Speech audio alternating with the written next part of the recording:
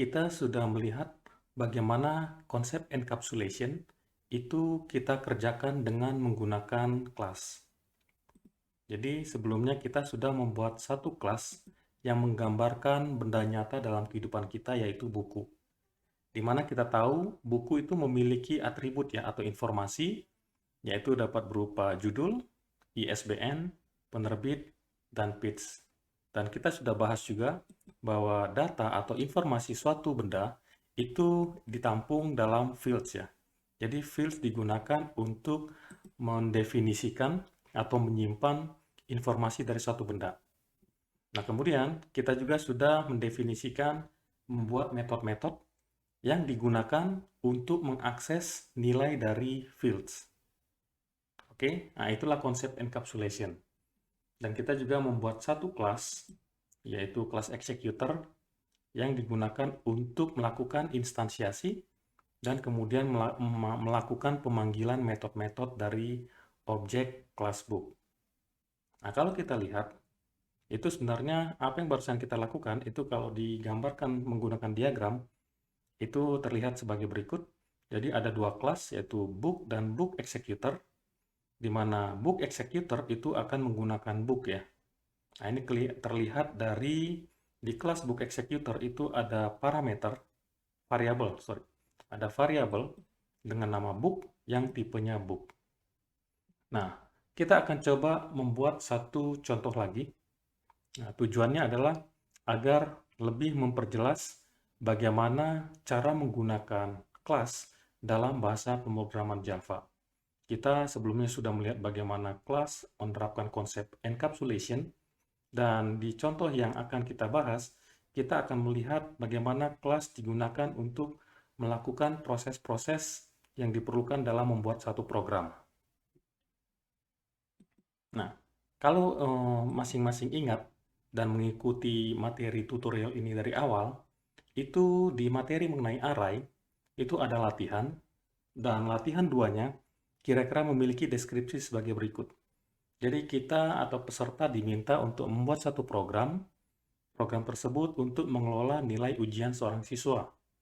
Jadi pengguna diminta mengisi nama siswa, kemudian pengguna diminta mengisi jumlah pelajaran yang akan diproses, dan berdasarkan jumlah pelajaran yang diisi, pengguna akan mengisi nama pelajaran dan juga hasil ujian pelajaran. Nah, setelah data nama pelajaran dan hasil ujian pelajaran diisi, maka program akan mengurutkan pelajaran tersebut berdasarkan nilai hasil ujian, dari yang besar sampai yang terkecil. Untuk melihat bagaimana soal latihan ini, mari coba kita jalankan atau kita lihat lagi mengenai lesson ini ya.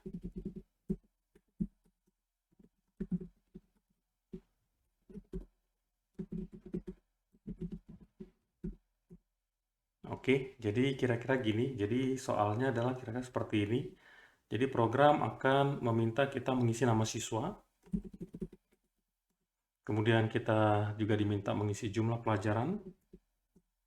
Dan sesuai dengan jumlah pelajaran yang kita isi, nanti program akan meminta kita mengisi data sebanyak itu. Kalau kita isi 3, berarti kita perlu mengisi 3 pelajaran. Yang diisi adalah nama pelajaran maksudnya. Kemudian nilai hasil ujian.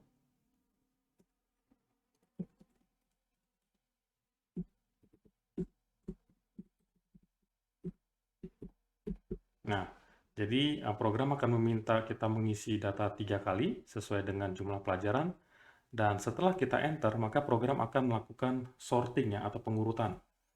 Nah, kemudian program akan menampilkan data pelajaran yang kita isi, itu diurutkan berdasarkan nilai dari yang terbesar sampai yang terkecil. Nah, hasilnya kira-kira seperti ini. Nah, itulah soal latihan kedua dari materi array.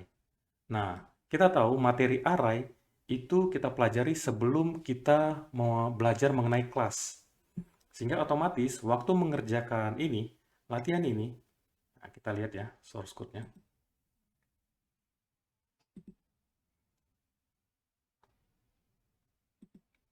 Nah, jadi ini contoh source code yang saya buat untuk mengerjakan latihan tadi. Jadi untuk mengerjakan latihan 2 dari materi array, Itu saya sudah bikin source code sendiri. Nah, kira-kira seperti ini. Jadi ini masih menggunakan pendekatan lama, di mana kita bikin satu kelas, tapi kelasnya itu hanya berisi main method. Ya, jadi kelas kita hanya berisi satu main method, dan itu belum ada konsep mengenai kelas maupun objek ya. Nah, karena materi array itu adalah sudah kita pelajari sebelum kita masuk ke materi kelas dan objek. Nah, sehingga solusinya kira-kira seperti ini. Jadi, seperti yang biasa yang kita lakukan sebelum kita belajar materi kelas, semua source code itu ada di, nah, kalau kita lihat, ya, terus, jadi semua source code itu ada di dalam main method, ya. Jadi semua source code ada di dalam main method. Nah, kita akan coba mengerjakan soal yang sama. Jadi kita akan coba mengerjakan soal yang sama dengan menggunakan kelas dan objek dan juga dengan konsep encapsulation yang sudah kita berikan contoh sebelumnya. Ada satu contoh. Nah, sekarang kita mengerjakan latihan kedua dari array itu dengan menggunakan konsep kelas dan juga konsep encapsulation. Oke, untuk ini mungkin saya tidak perlu menjelaskan lebih detail, atau mungkin boleh kita lihat dulu ya. Jadi kira-kira tahapannya ini, kita ada deklarasi dan inisialisasi. Jadi kita memerlukan dua variabel array, yaitu satu array untuk menyimpan nama, nah itu saya kasih namanya course name. Satu array untuk menyimpan nilai, yaitu course score. Jadi kedua array ini digunakan untuk menyimpan data yang bisa lebih dari satu ya. Nah, kemudian ada proses membaca berapa jumlah, pertama nama siswa dulu ya. Jadi seperti ini baca nama siswa, itu dilakukan di bagian baris 15 sampai 17 itu proses untuk membaca nama siswa. Kemudian membaca jumlah pelajaran, itu dilakukan dari baris 19 sampai 21. Nah, kemudian untuk membaca jumlah pelajaran ini, detail pelajaran sejumlah yang diisi, itu menggunakan looping ya, for. Jadi sebelumnya, itu array kita kan masih di baris 9 sampai 10, masih kosong ya, masih nol.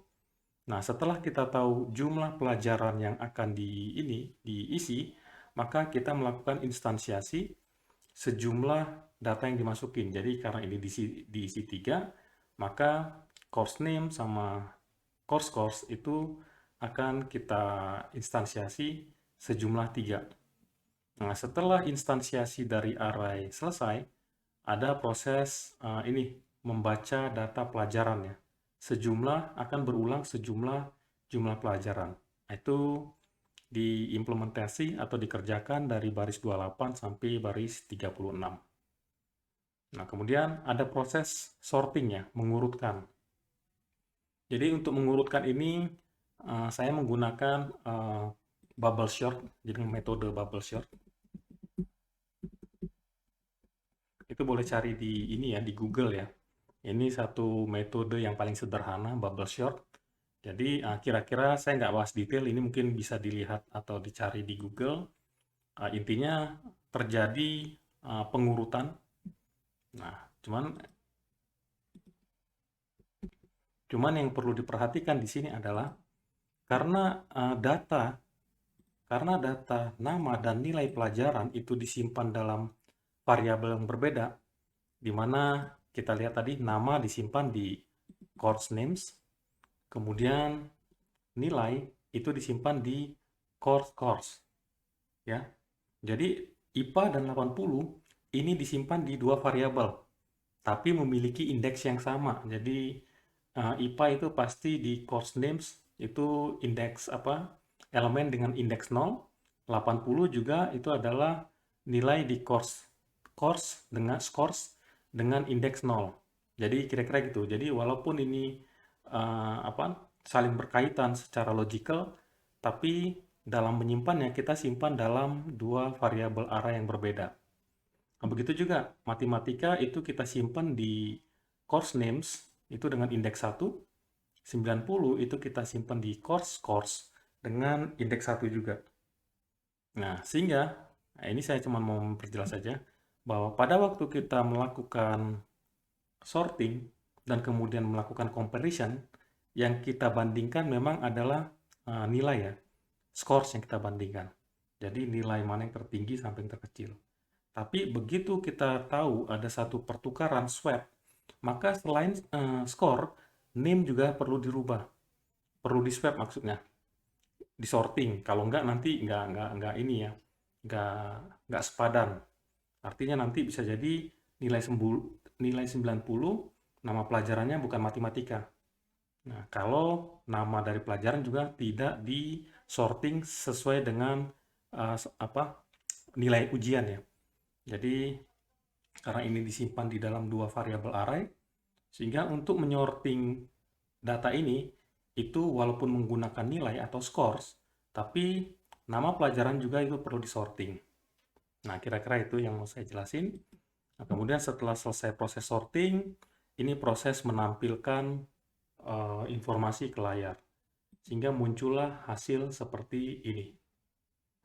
Oke, nah ini program yang kita buat jika kita mengerjakannya tanpa menggunakan kelas, tanpa menggunakan konsep encapsulation, dan juga tanpa melakukan instansiasi dari kelas objek.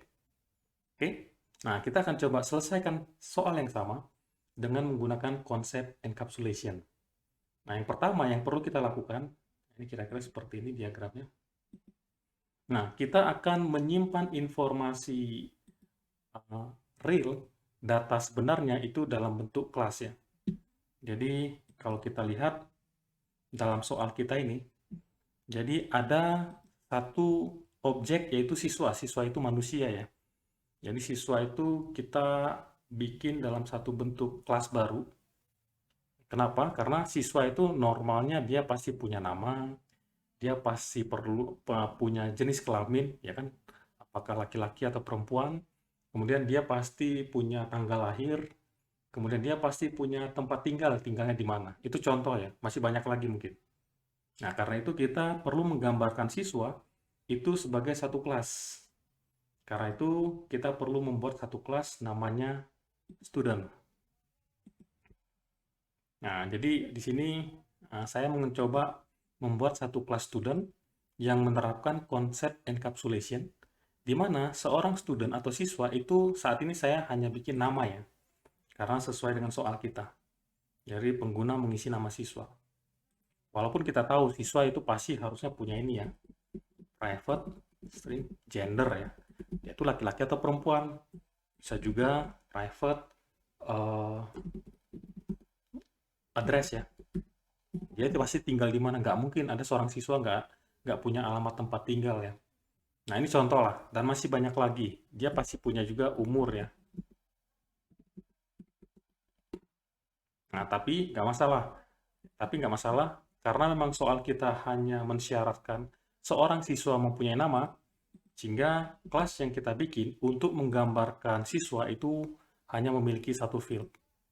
Oke, jadi kelas student itu untuk menggambarkan real object di dunia nyata yaitu siswa, di mana siswa memiliki atribut atau informasi nama dan itu kita simpan sebagai field. Oke, kedua, pengguna mengisi jumlah pelajaran. Oke, nggak masalah. Nah, berdasarkan jumlah pelajaran yang diisi, pengguna akan diminta mengisi nama dan hasil ujian pelajaran. Jadi, kita ada satu lagi nih, objek yang di dunia nyata yang perlu kita gambarkan sebagai kelas, yaitu pelajaran ya. Pelajaran itu bisa lesson atau course. Nah, dalam hal ini saya ngasih namanya course. Nah, dalam hal ini saya membuat satu kelas baru, yaitu namanya course, kalau diterjemahin pelajaran, di mana kita tahu pelajaran itu punya nama dan punya nilai ya, sesuai dengan soal kita lah. Jadi pelajaran itu punya nama, punya juga skor. Harusnya juga punya satu lagi ya, banyak lah, mungkin banyak. Contohnya siapa gurunya gitu ya. Baru ini untuk kelas berapa. Nah, tapi seperti yang saya sampaikan, sama seperti siswa, student, itu hanya memiliki satu field, karena kebutuhan kita hanya itu. Nah, sama, pelajaran juga kebutuhan kita hanya perlu memiliki nama pelajarannya, dan hasil ujian akhirnya berapa. Nah, jadi untuk objek pelajaran itu kita buat satu kelas yang namanya course, di mana dia memiliki dua fields, yaitu satu untuk nama, satu untuk scores, dan biasa kita menyediakan masing-masing untuk satu field itu metode set dan get, yang kadang disebutnya setter dan getter ya. Jadi nanti mungkin sering dengar kalau setelah berkecimpung dalam dunia programming, oh setter dan getter. Setter dan getter itu adalah metode dengan awalan set dan diikuti dengan nama field. Di mana tujuannya adalah metode ini itu untuk mengubah nilai field. Sedangkan getter itu adalah nama yang diawali dengan get dan kemudian diikuti dengan nama field yang tujuannya itu untuk mendapatkan nilai satu field. Nah, oke. Nah, kita sudah lihat bahwa kita sudah membuat satu kelas lagi dengan konsep encapsulation itu untuk menggambarkan real object, yaitu pelajaran. Nah, kemudian kita baru bikin program untuk melakukan prosesnya, yaitu apa tuh? Satu, meminta user untuk mengisi nama siswa, kemudian meminta user untuk mengisi jumlah pelajaran. Nah, ketiga, kemudian meminta user mengisi pelajaran itu sendiri, baik nama dan hasil ujian akhirnya. Dan yang terakhir itu untuk menampilkan data yang diisi di konsol. Nah, untuk mengerjakan itu, kita membuat satu kelas baru, yaitu namanya student exam. Jadi, kalau saya gambarkan, tadi kita udah bikin satu student yang hanya memiliki satu field, name, tipenya string. Kita juga menggambarkan objek nyata pelajaran itu dengan menggunakan kelas course yang memiliki dua field, name, tipenya string, score, tipenya float. Kemudian kita membuat satu kelas. Nah, kelas inilah yang akan melakukan tugas utama ya, yaitu tadi meminta pengguna mengisi nama siswa, kemudian mengisi jumlah pelajaran, dan seterusnya. Nah, itu kita implementasikan di kelas student exam. Nah, student exam kalau kita lihat itu memiliki dua field ya, yaitu dia perlu siapa nih siswanya dan pelajaran apa aja yang dimiliki oleh siswa tersebut. Jadi, di sini kita lihat kalau sebelum kita menggunakan kelas, kita memiliki dua variabel array ya, nilai dan nama. Sedangkan kalau di sini kita hanya memiliki satu variabel array, yaitu course.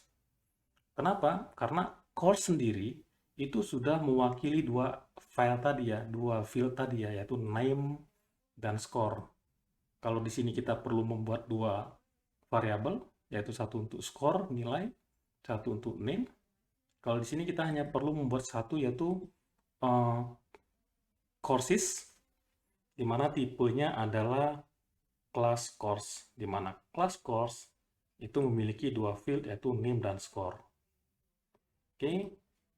Nah, kemudian seperti biasa, karena kita sudah menerapkan konsep kelas, ada konstruktornya, di sini juga ada ya. Ini ada konstruktornya, ini ada konstruktornya. Nah, kemudian kita sebutkan metode-metode yang akan melakukan proses dari soal tadi. Jadi kalau kita lihat, proses yang akan dilakukan itu adalah pertama mengisi data ya. Baik itu nama siswa, baik itu jumlah pelajaran, baik itu detail dari setiap pelajaran, baik itu nama maupun nilai ujian. Nah, ini kita gabung dalam satu metode namanya read data. Oke. Dan kemudian program akan mengurutkan pelajaran. Nah, ini program akan mengurutkan pelajaran berdasarkan nilai pelajaran secara descending. Ini kita implement, kita terapkan dengan menggunakan satu metode lagi namanya sorting data. Dan yang terakhir, memang nggak ada ditampilkan di sini ya, yaitu kemudian kita menampilkan hasil atau informasi yang diisi oleh user tadi. Nah, itu kita buat satu metode lagi, yaitu namanya show data.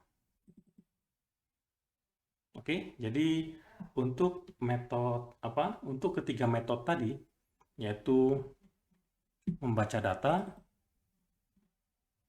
mengurutkan data, dan menampilkan data ke konsul, itu kita bungkus dalam satu kelas yang namanya student exam. Nah, sehingga bentuknya kira-kira seperti ini. Student exam itu memerlukan kelas student dan juga memerlukan kelas courses. Nah, oke, apa yang dilakukan hampir sama ya. Apa yang dilakukan hampir sama. Di read data itu kita membaca data. Ya, kalau kita jalankan ya. Sorry, ini kalau kita jalankan student exam,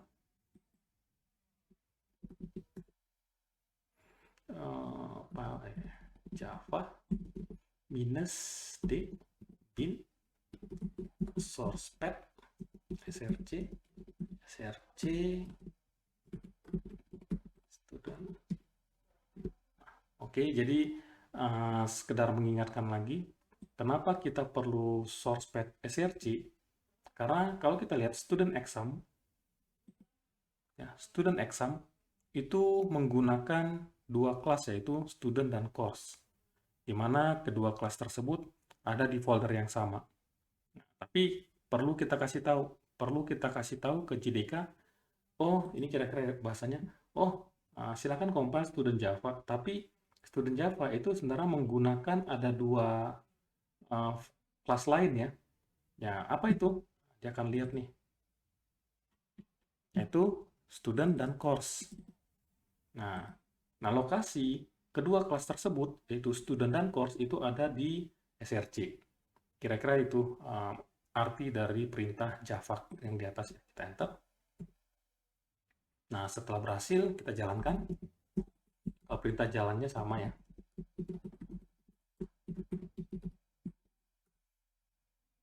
Nah, di sini cuma bedanya. Tapi intinya sama ya, program mengelola nilai siswa. Kita diminta mengisi nama siswa. Kita lihat dulu hasilnya, baru nanti kita lihat detail bagaimana JDK menjalankan program kita. Jumlah pelajaran sama persis ya. Baru pelajaran ke-1 itu tadi apa ya, IPA ya. Kemudian pelajaran kedua itu matematika. Kemudian pelajaran ketiga itu adalah PKN. Nah, jadi sebenarnya kalau dilihat hasilnya sama, cuman bedanya nanti ada muncul konstruktor. Nah, itu wajar karena memang kita mengerjakan soal yang sama, tapi dengan menggunakan konsep kelas yang sudah lengkap dan juga konsep encapsulation. Nah, tapi yang mau ditunjukkan adalah bahwa soal yang sama, jika dikerjakan dengan menggunakan kelas dan konsep encapsulation, itu hasilnya seperti ini. Jadi, kalau dulu hanya satu kelas, yaitu lesson exercise 2, dan ya cukup bingung bacanya ya, kita harus baca secara detail. Ya bisa sih, komen-komen ini membantu sih. Oh, ini ada baca data dari keyboard. Oh, ini deklarasi initialization. Oh, ini instantiation. Oh, ini update elemen. Oh, ini sorting. Bisa juga. Cuman, kalau lebih panjang itu programnya akan lebih sulit dibaca. Nah, bandingkan dengan kalau kita menggunakan konsep encapsulation dan kelas yang benar, kita bagi semua yang terlibat dalam soal ini itu menjadi kelas-kelas. Ada kelas student yang mewakili siswa, ada kelas course yang mewakili pelajaran, dan ada kelas student exam yang mewakili untuk proses mulai dari baca, sorting, dan juga menampilkan data. Sehingga pada waktu dijalankan, itu lebih mudah ya bacanya. Ini lebih mudah dibaca secara manusia ya. Oh, jadi kita baca dulu nih. Kemudian habis itu kita sorting datanya. Habis itu baru kita tampilkan datanya.